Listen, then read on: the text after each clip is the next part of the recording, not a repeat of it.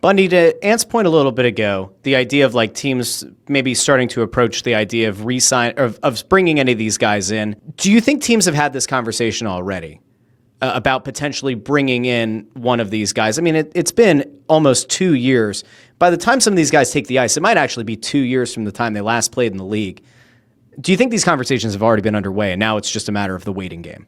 That's a really good question, Russ, and I'm not 100% sure on that, but I would assume with the amount of dead time that you can sometimes find in a management office, especially this time of year, I can't imagine that the names of these players weren't addressed somehow, some way, some form, just amongst management groups themselves, talking about the possibilities if they were found not guilty or they were cleared of this. So of course there's going to be smoke around that fire. I'm just not really sure at the limits. I think Anthony made a really good point. Outside of Hart, how viable are the other options that are out there? And I'm not sure that teams are going to be racing to that. Hart is still relatively young in terms of the goaltender position, has had experience in the league. And if teams want to have a look at these guys, how would they do that? They haven't played in some time.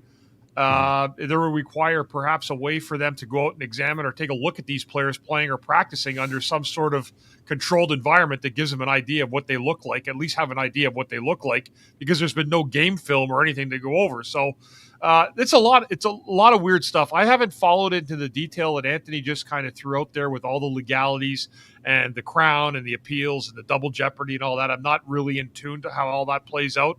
But from a standpoint of NHL teams at least kicking tires, I can assure you that there's been teams that have kicked these tires, no doubt.